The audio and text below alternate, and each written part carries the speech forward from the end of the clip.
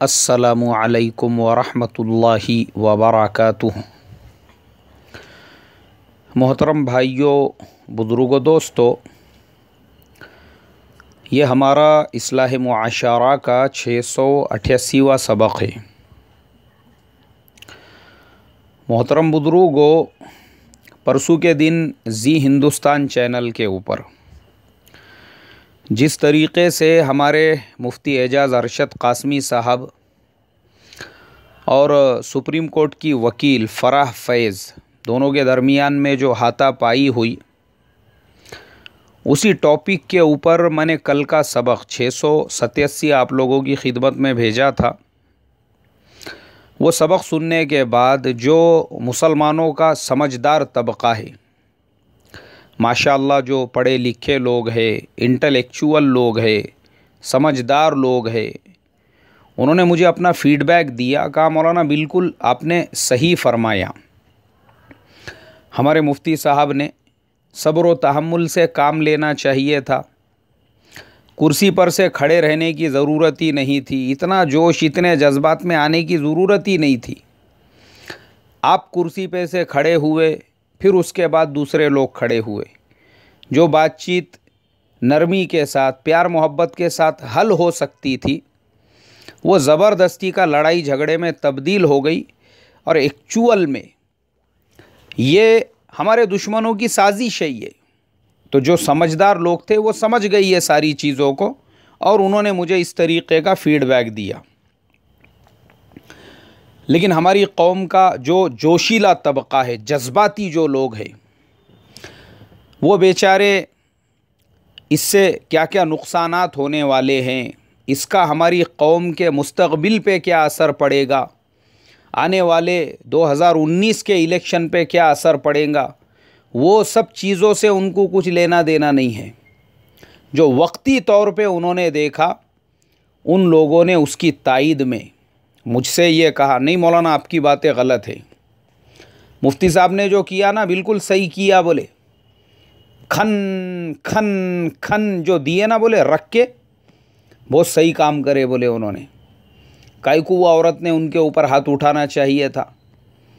कुछ लोगों ने इस तरीक़े से कहा और कुछ ने तो हद और इंतहा कर दी। एक साहब ने कहा, नहीं, बोले मौलाना कैसा है, देखो ना, बोले मुफ्ती साहब ने वो 3 तलाक़ का जवाब भी 3 थप्पड़ में दे दिए। बोले उसको, वो औरत ने एक बोली ना, मुफ्ती साहब ने उसको बोले नहीं, 3 तलाक़ के मसले पे बहस चल रही ना, तो इसलिए बोले 3 मार के, खन खन खन 3 दिए, बोले रख के, और थप्पड़ मार के समझाए बोले उसको कि एक नहीं, वो 3 तलाक़ का मसला है। अल्लाह हिफाजत फरमाए। मेरे मोहतरम बुज़ुर्गों, ऐसे छिचोरेपन से और इस तरह की छिचोरी सोच से अफसोस हुआ मुझे ये सुनकर कि हम लोग कितनी सतही सोच रखते हैं, हमारी सोच में गहराई नहीं है।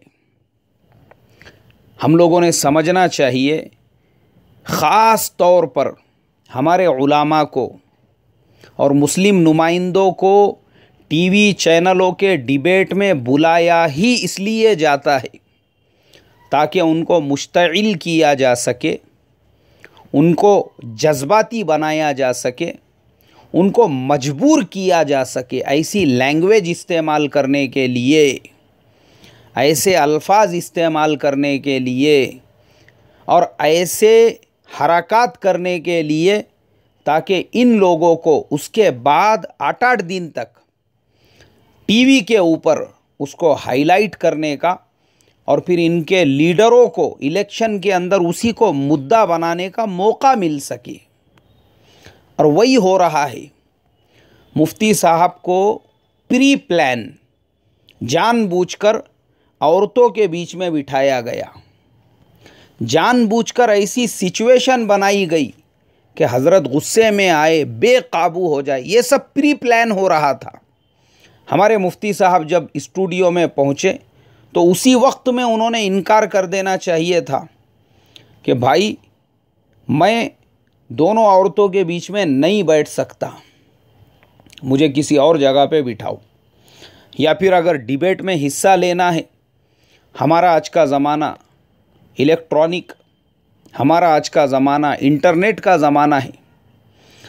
जैसे दूसरे लोग अपने घर पे, अपने ऑफिस पे बैठे बैठे वेब कैम के ज़रिए से उसके अंदर हिस्सा लेते हैं, हमारे मुफ्ती साहब भी हिस्सा ले सकते थे। स्टूडियो के अंदर जाकर उन दोनों तीनों मस्तूरात के बीच में आपको बाज़ाब्ता बिठाया गया, ख़ास तौर पे भड़काने के लिए। और फिर जब मुफ्ती साहब पूरी तरह से जोश में, जज्बात में आ गए, उसके बाद में वही हुआ जो ये चाहते थे। अब इन्होंने क्या किया, मुफ्ती साहब को भड़का कर और मुफ्ती साहब के ज़रिए से जो दो चार इनके कान के ऊपर पड़ गए, अब उसको मुद्दा बनाया। पिछले 2 दिनों से मुसलसल चैनलों के ऊपर चिल्ला पुकार हो रही है इस्लाम को और मुसलमानों को बदनाम करने के लिए कि देखो ये है मुसलमानों के नुमाइंदे, ये है कौम के कायद।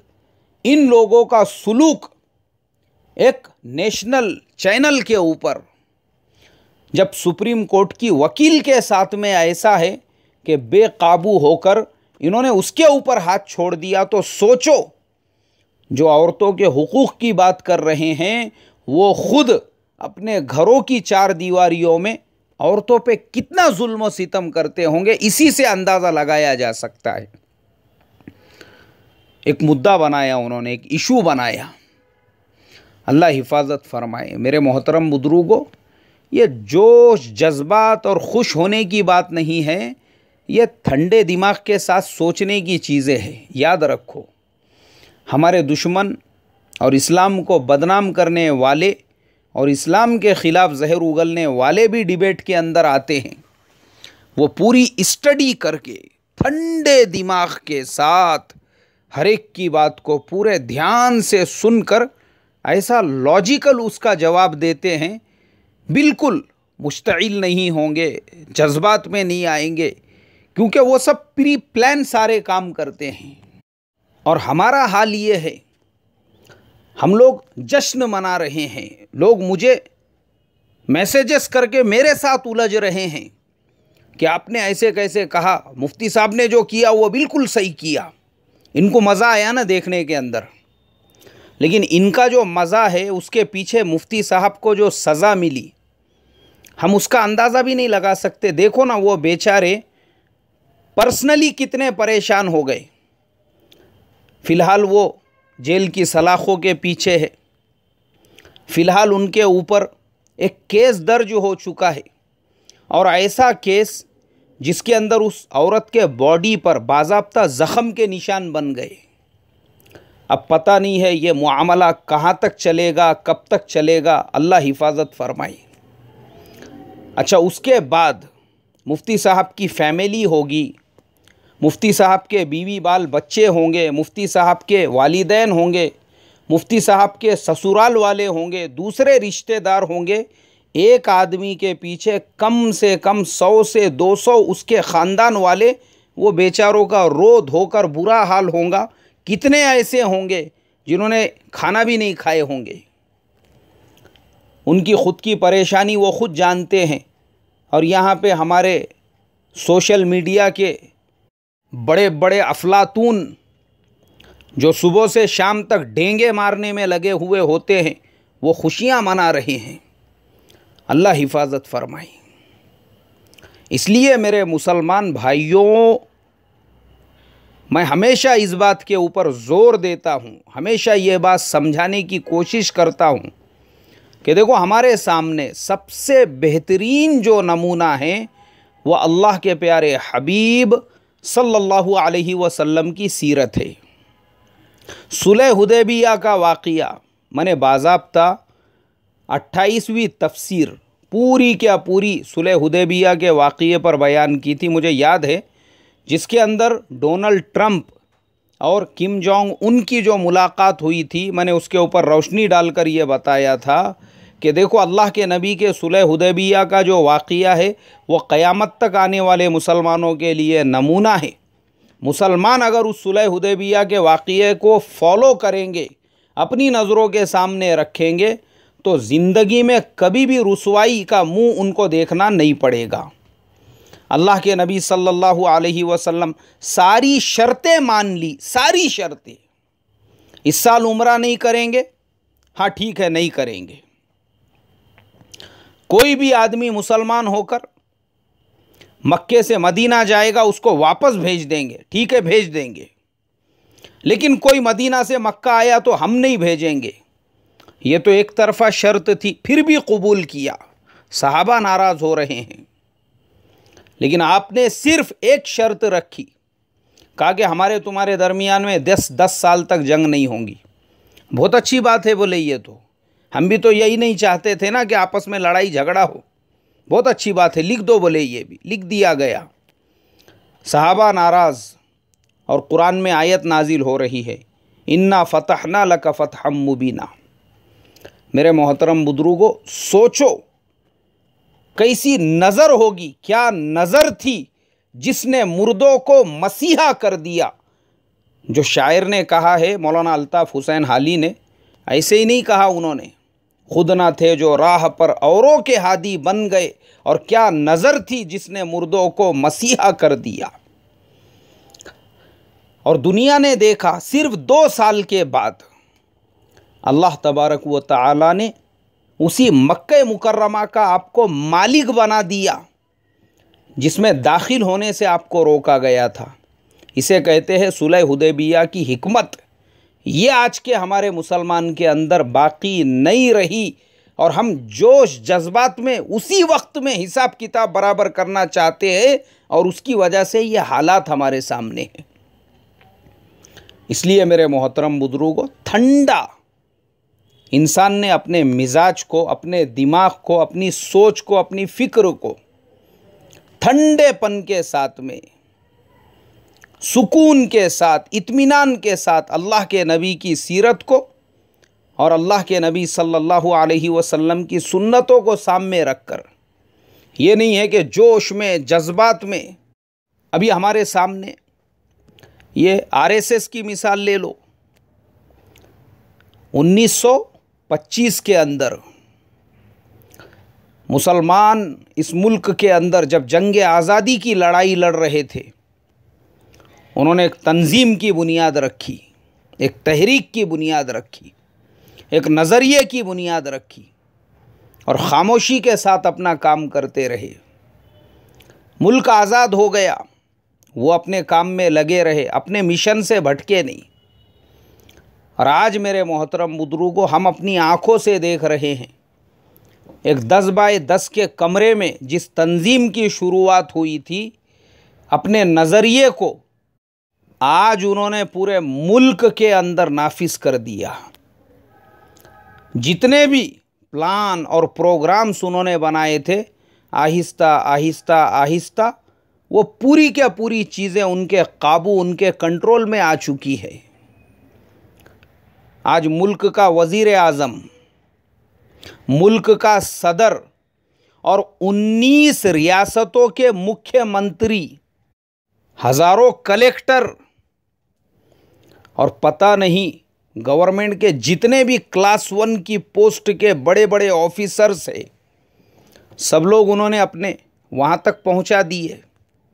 और हम मुसलमान उसी सतही सोच के अंदर कि हमने आज बीज बोया है तो हमको कल तक उसका फल चाहिए, भला ऐसे कैसे पॉसिबल हो सकता है। मेरे मोहतरम बुजुर्गों, इसीलिए अल्लामा इकबाल रहमतुल्लाह अलैह ने हमारी सतही सोच के बारे में कहा था, वो दौर भी देखा है तारीख़ की आँखों ने, वो दौर भी देखा है तारीख़ की आँखों ने, लम्हों ने ख़ता की थी तो सदियों ने सज़ा पाई, अल्लाह हिफाजत फरमाए। मोहतरम बुजुर्गों, मुझे तारीख़ नहीं बयान करनी है, वरना मुसलमानों के ज़वाल की जो तारीख़ है, और उसमें मुसलमानों ने ऐसे ही जोश और जज्बात में जो सतही फ़ैसले किए थे, उन फ़ैसलों का हमारी पूरी तारीख़ पर जो असर मुरतब हुआ है, अगर उसको हम बयान करना शुरू करें तो जैसे अभी तक 688 सबक पहुँचे हैं, वैसे ही पूरे 688 सबक हमको उसके बयान करना पड़ेंगे, उस एक टॉपिक के। हज़रत मौलाना अली मियाँ साहब रहमतुल्लाह अलैह मादा खसीर अल आलम बिइन्हितातिल मुस्लिमीन, मुसलमानों के वक्ती जोश और वक्ती जज्बे और सतही सोच ने सल्तनतों और हुकूमतों को गैरों के हाथों में पहुंचा दिया। बड़े दर्द के साथ लिखा है मेरे मोहतरम बुजुर्गों। अल्लाह से यही दुआ करूँगा, अल्लाह तबारक व तआला हम लोगों को पूरी कौम के लिए, पूरे समाज के लिए, अपनी आने वाली नस्लों के लिए थोड़ा सा ठंडे दिमाग के साथ बुनियादी कदम उठाने की तौफीक नसीब फरमाएं। अस्सलामु अलैकुम व रहमतुल्लाहि व बरकातुहू।